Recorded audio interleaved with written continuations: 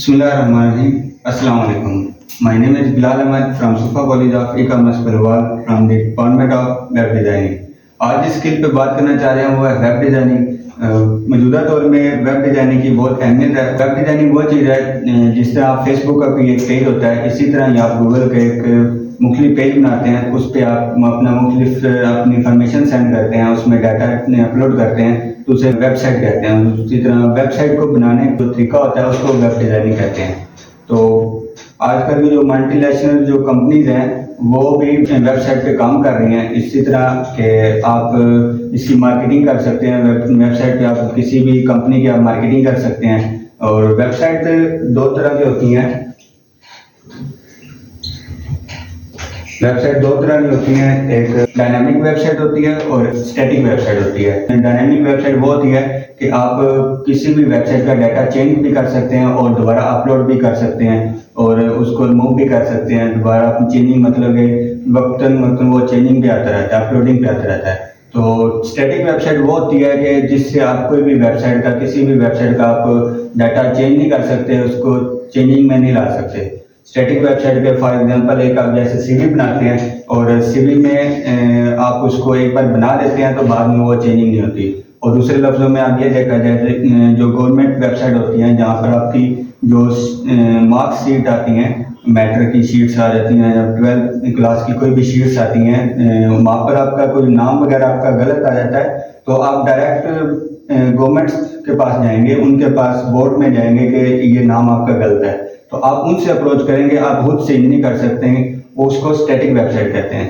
तो static website, इसको web designing वो चीज़ आती है कि आप किसी भी वेबसाइट को बनाते हैं वो एक डिज़ाइनिंग में कन्वर्ट हो जाती है, उसको वेब डिज़ाइनिंग कहते हैं। वेब डिज़ाइनिंग से आप अर्निंग कैसे कर सकते हैं? मुख्तलिफ कंपनियों से आप रब्ता करके उनकी वेबसाइट बना सकते हैं। जैसे ई-कॉमर्स की वेबसाइट है या फिर कोई एजुकेशन की वेबसाइट है या फिर कोई वेब ब्लॉगिंग की वेबसाइट है, वो आप बनाकर उससे फ्रीलांसिंग करके अर्निंग कर सकते हैं। वेबसाइट अगर आपने बनानी है तो आप उसको किस तरह बनाएंगे? मतलब कि आपने कोई नाम वगैरह देना है, तो मिसाल के तौर पर एक नाम आपने लिया है, सुफा कॉलेज ले लिया है। सुफा कॉलेज वेबसाइट, सुफा एक नाम है और इसको हम डोमेन कहते हैं। मतलब आपने एक डोमेन लेनी है,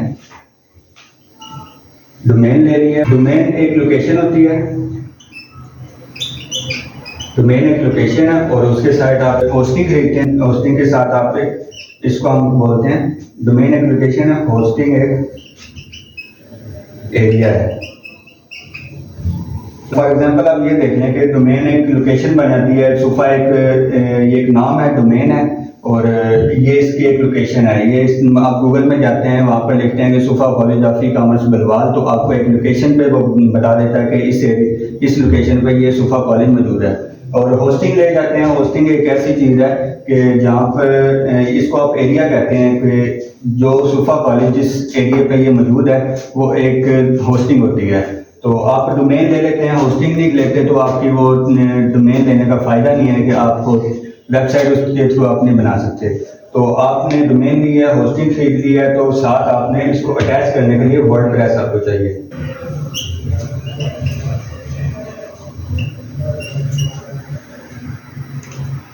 अटैच करने के लिए इन दोनों को बनाने के लिए आप वेबसाइट किस तरह बनाते हैं वो आती है वर्डप्रेस में। अब वेबसाइट में आपको बताया जाए कि वेबसाइट मुख्तलिफ तरह की, आपको मैंने जैसा कि बताया कि एक स्टैटिक होती है, एक डायनेमिक होती है। और स्टैटिक में आप ये यूज़ करते हैं, मुख्तलिफ लैंग्वेजेज यूज़ होती है, HTML, जावास्क्रिप्ट और CSS+, इस तरह की मुख्तलिफ लैंग्वेज यूज़ होती हैं। और वर्डप्रेस पे भी आप बना सकते हैं। जो लैंग्वेजेज जिससे अब यूज़ होती हैं वो आप वहाँ पर बनाते हैं।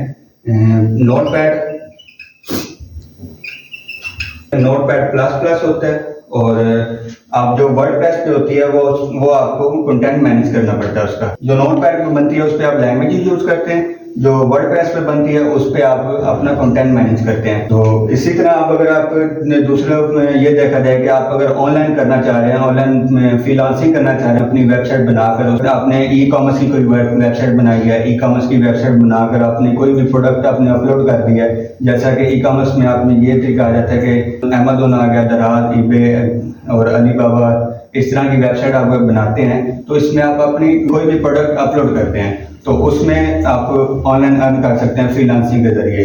2-3 प्लेटफॉर्म और भी हैं जैसा कि फाइवर, अपवर्क और लिंक्डइन, इसके जरिए भी आप ऑनलाइन अर्न कर सकते हैं। अगर आप कोई वेबसाइट बनाते हैं, उसकी कोई सेटिंग वगैरह करते हैं, सेटिंग वगैरह अगर आपको नहीं बनाने आ रही, आपको एक लोकल सर्वर आपको बताया जाता है। ये जो होस्टिंग आपको बताते हैं, ये होस्टिंग एक ऑनलाइन सर्वर है, और ये जैम जो